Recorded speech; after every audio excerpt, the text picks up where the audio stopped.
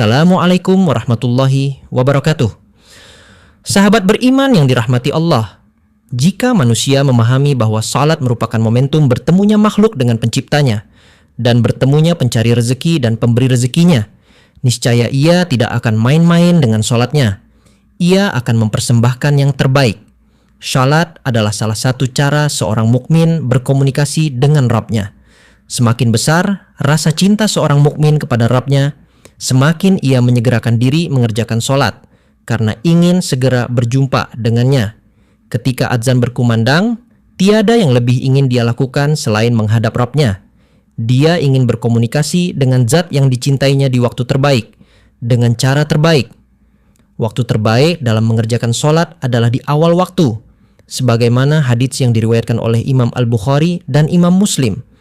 Amalan yang paling dicintai oleh Allah adalah salat pada waktunya, berbakti kepada kedua orang tua, dan jihad di jalan Allah.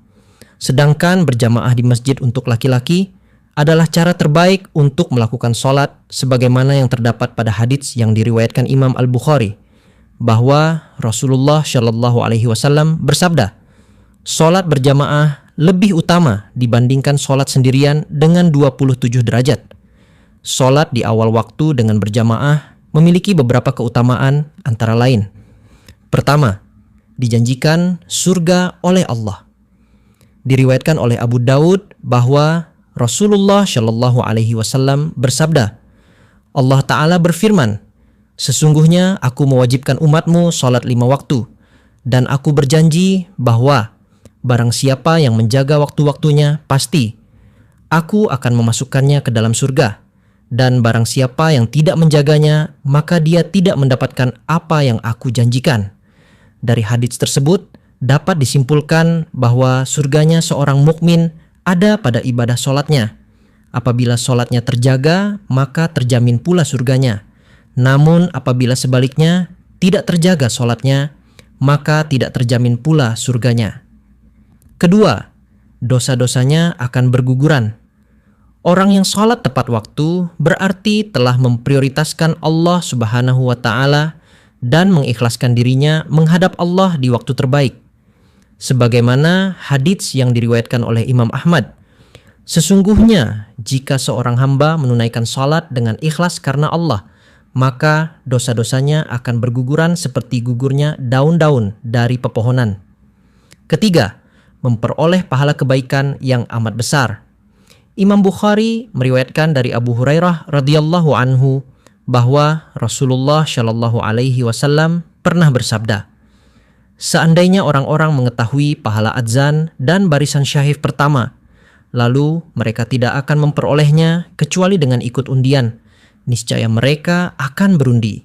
Dan seandainya mereka mengetahui pahala menyegerakan salat pada awal waktu, niscaya mereka akan berlomba-lomba melaksanakannya. Hadits tersebut mengibaratkan, apabila manusia mengetahui pahala dari barisan syaf pertama ketika sholat berjamaah, maka niscaya semua orang akan berlomba-lomba untuk mendapatkannya.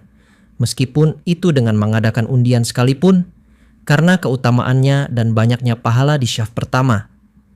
Keempat, memperoleh 9 macam kemuliaan. Utsman bin Affan radhiyallahu anhu berkata, barang siapa selalu mengerjakan sholat 5 waktu tepat pada waktu utamanya, maka Allah akan memuliakannya dengan 9 macam kemuliaan, yaitu dicintai Allah Subhanahu wa Ta'ala, badannya selalu sehat, keberadaannya selalu dijaga malaikat, rumahnya diberkahi, wajahnya menampakkan jati diri orang syalih, hatinya dilunakkan oleh Allah Subhanahu wa Ta'ala. Dia akan menyeberang syirat atau jembatan di atas neraka seperti kilat. Dia akan diselamatkan Allah Subhanahu wa Ta'ala dari api neraka. Allah Subhanahu wa Ta'ala akan menempatkannya di surga, kelak bertetangga dengan orang-orang yang tidak ada rasa takut bagi mereka dan tidak pula bersedih hati. Kelima, patut menjadi rujukan ilmu. Abu Aliyah mengatakan, aku akan bepergian selama beberapa hari untuk menemui seseorang. Yang pertama kali akan kulihat darinya adalah sholatnya. Jika ia mendirikan sholatnya dengan sempurna dan tepat waktu, maka aku akan bersamanya dan mengambil ilmu darinya.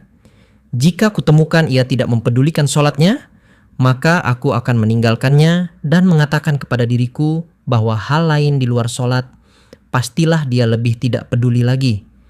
Sahabat beriman yang dirahmati Allah, itulah janji Allah untuk hamba yang sholat. Semoga ini bermanfaat untuk kita semua dan semoga kita masuk ke dalam surganya Allah Subhanahu wa ta'ala. Amin ya rabbal alamin. Wassalamualaikum warahmatullahi wabarakatuh.